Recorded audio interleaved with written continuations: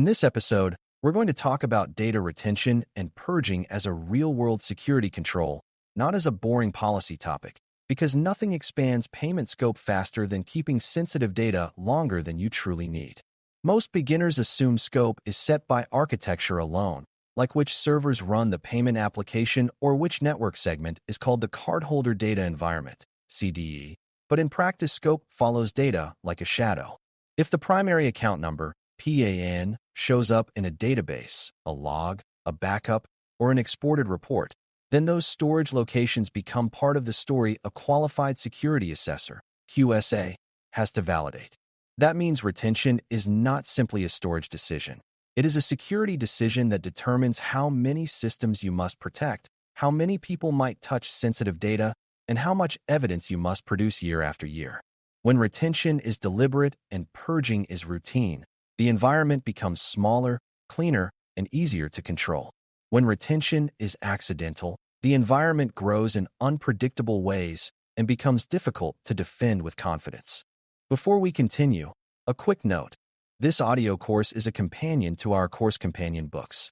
The first book is about the exam and provides detailed information on how to pass it best. The second book is a Kindle-only ebook that contains 1,000 flashcards that can be used on your mobile device or Kindle. Check them both out at Cyber.Author.me in the Bare Metal Study Guide series. A clear retention mindset starts with an honest recognition that data tends to spread even when nobody intends it to spread. Payment data begins at a point of interaction, then travels through applications and services, and along the way pieces of it can be copied into caches, message queues, debugging output, customer support records, and analytics systems. Teams often believe they are not storing the PAN because the primary payment database does not contain it, while forgetting that backups capture everything, logs capture mistakes, and exports capture snapshots. This is why retention and purging are about the whole ecosystem, not just one database. The core security question is not only where the data is supposed to live, but where it actually lives today, including the forgotten corners that seem unimportant during normal operations. Once you accept that reality, the purpose of a retention and purging program becomes straightforward. You are trying to shrink the footprint of sensitive data, reduce the number of copies, reduce the number of places it can leak from, and reduce the number of systems that become part of the CDE simply because data wandered there and never left. Retention exists for real business reasons, and treating it as purely a compliance burden is a mistake that leads to hidden workarounds. Businesses may retain transaction records for reconciliation, refunds, dispute management, fraud investigations, customer service, and financial reporting. They may also be required to retain certain records due to contracts, regulatory obligations, or tax rules. The problem is that these reasons often do not require the full PAN, and they rarely require it forever. A healthy program separates what the business needs from what the business is used to keeping, because habit is not the same as necessity. Many workflows can be satisfied with non-sensitive transaction identifiers, token values, or limited display data like the last 4 digits, while still meeting customer service needs. When the organization fails to make this distinction, it stores sensitive data by default, and that default becomes an expensive security commitment. Purging is the method that keeps retention aligned to necessity, so the environment stays within a manageable boundary instead of accumulating risk year after year. To reduce scope intelligently, you have to understand the relationship between data types and PCI responsibility, because not all payment-related data has the same impact. The PAN is a key driver because it can identify an account and can be abused if exposed. So the safest posture is to avoid storing it unless there is a clear and documented requirement. When you do store it, the organization must apply strong controls consistently, and that makes the CDE larger and harder to validate. Other payment-related elements may still be sensitive, but the goal of scope reduction is to remove the highest impact data from as many systems as possible. Beginners often hear this and assume the strategy is to delete everything. But the real strategy is to retain what you must retain in the least sensitive form that still meets business needs, and to remove or transform the rest so it no longer creates PCI obligations. A retention program that reduces scope is not a blunt instrument. It is a careful alignment of business value, legal obligations, and security risk, expressed in concrete rules about what is kept, where it is kept, and for how long. Data mapping is the practical foundation for retention and purging because you cannot set rules for data you cannot locate. A data map is simply a clear description of where sensitive data enters, where it travels, and where it ends up, including the systems, services, and storage layers involved. In payment environments, data mapping should include obvious components like payment applications and transaction databases, but it also must include the less obvious components that quietly store information, such as logs, backups, replicas, analytics warehouses, support ticket systems, and file shares. This is where beginners often underestimate the problem, because modern environments are built from many pieces, and each piece can create its own copy. AQSA will often test the maturity of retention by looking for this mapping discipline, because an organization that truly understands where the PAN could appear is far more likely to purge it successfully. Without mapping, purging becomes guesswork, and guesswork rarely reduces scope in a way that is defensible during an assessment. Once the organization has mapped the data, it can create a retention schedule that is specific, testable, and aligned to real needs rather than vague statements. A schedule should define what is retained, the approved storage locations, the retention period, and the required protection level during that period. It should also define what must never be stored, because some data elements create high risk with little business value. A schedule that reduces scope often includes rules like retaining only the minimum necessary identifiers for transaction lookups, keeping full sensitive values only in narrowly controlled systems, and setting short retention windows for any sensitive data that must exist temporarily. The schedule also needs to be clear about who owns each data store and who is responsible for executing the purge process. Without ownership, schedules become aspirational documents that nobody implements. For AQSA, a retention schedule is only meaningful when the organization can show that systems actually follow it and that purging occurs on a routine basis rather than in a panic just before an audit.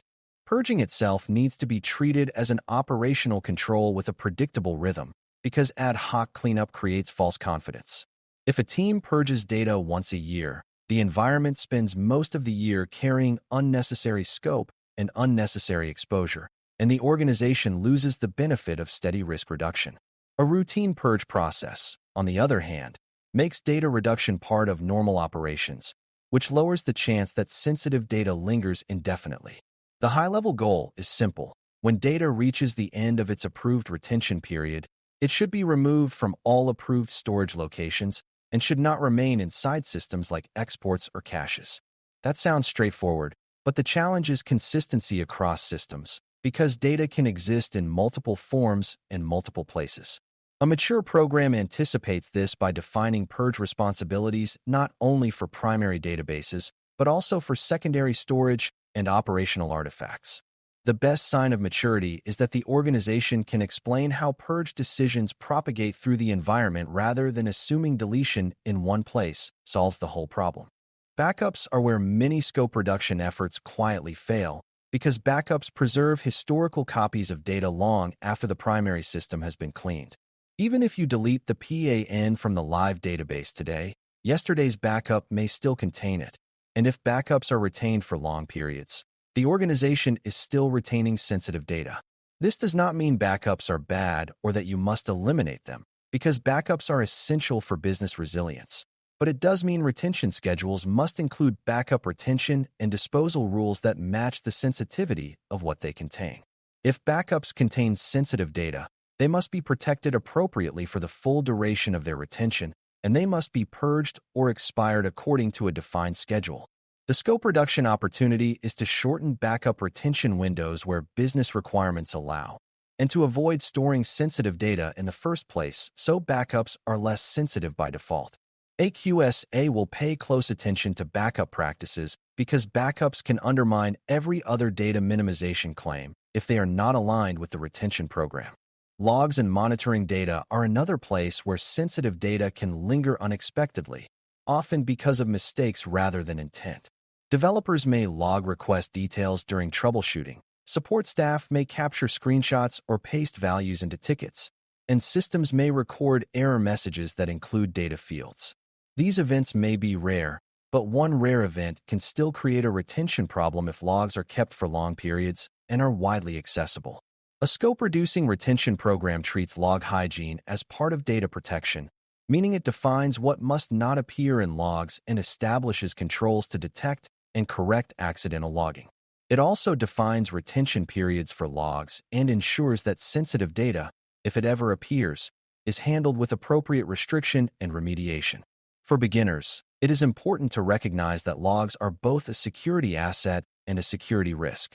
They are an asset because they help investigation and accountability, but they are a risk when they store sensitive data unnecessarily or when they are shared broadly for troubleshooting. AQSA will want to see that the organization manages this tension intentionally rather than hoping logs will stay clean on their own. Reducing scope through purging also relies on controlling where people store information outside of core systems, because human convenience can create untracked data islands. A customer service team might export transaction lists to spreadsheets for analysis.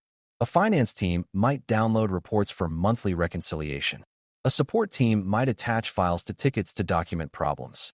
Each of these actions can create copies of sensitive data in places that are harder to secure and harder to purge. A robust retention program acknowledges these workflows and provides safer alternatives, such as using reports that mask sensitive values, restricting export capability, or using centralized systems with controlled access and controlled retention. This is not about blaming users. It is about designing workflows that do not require risky data handling. When the business can meet its goals without moving sensitive data into unmanaged locations, scope decreases naturally and sustainably. AQSA will often look for whether the organization has thought about these human-driven data paths, because they are common sources of accidental retention that contradicts policy statements. A powerful concept that supports retention discipline is the idea of purpose-based access, where people and systems see only what they need for a specific job function. When access is broad, sensitive data is more likely to be copied, exported, or stored in side channels because it is visible to many processes. When access is narrow and outputs are masked, the PAN becomes harder to spread accidentally. This is one reason why masking and minimization are closely connected to retention and purging. If most users never see the full PAN, then most users cannot store it in spreadsheets, emails, or tickets, and the retention program becomes easier to enforce. This also reduces the need for aggressive cleanup, because the data does not proliferate as easily in the first place. AQSA will see this as a sign of mature design, because it shows the organization is reducing risk at the source rather than relying solely on cleanup after the fact. For beginners, the key insight is that the best purge strategy is the one that prevents unnecessary storage in the first place. Evidence is what turns a retention program into something AQSA can validate, because verbal assurances about purging are not enough when scope and data exposure are at stake. Evidence can take several forms, such as written retention rules, system configurations that enforce retention periods, records showing purge jobs ran on schedule, and samples showing that older data is absent where it should be absent. The most convincing evidence is consistent and repeatable, meaning it reflects normal operations rather than a special cleanup performed for the assessment. AQSA will often test evidence by selecting a few systems, examining their retention settings, and asking for examples that show the retention period is enforced. They may also test alignment by asking whether different systems that store related data follow consistent rules. When evidence is scattered or inconsistent, it suggests the program is not truly implemented across the environment. For beginners, the important lesson is that a retention policy becomes real only when systems enforce it and when the organization can show that enforcement without scrambling.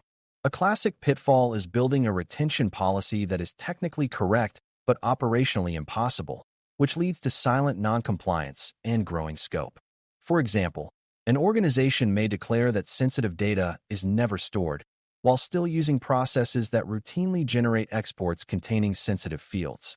Another organization may declare that data is purged after a short period, while backups are kept for years without a matching disposal process. Another common pitfall is forgetting non-production environments, where developers and testers sometimes copy production data for convenience. creating an uncontrolled retention problem outside the core payment flow. A scope-reducing approach treats non-production data handling as part of the retention program and sets strict rules for what can be used outside production, with clear protections and clear purge requirements.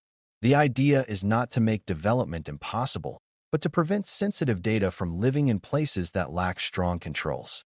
AQSA will look for these pitfalls because they are common and because they reveal whether the organization's retention strategy is grounded in how work really happens. Retention and purging also have a shared responsibility dimension, especially when third-party services are involved.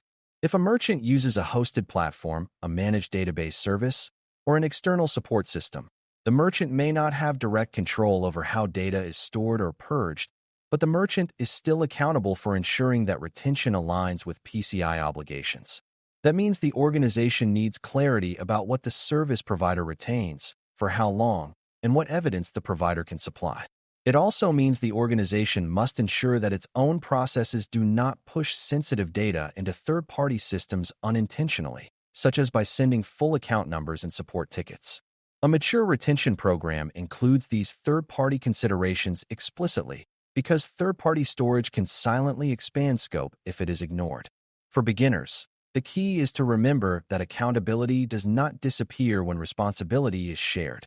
AQSA will want to see that the organization has thought through these dependencies and has guardrails to prevent retention from drifting beyond what is necessary and defendable.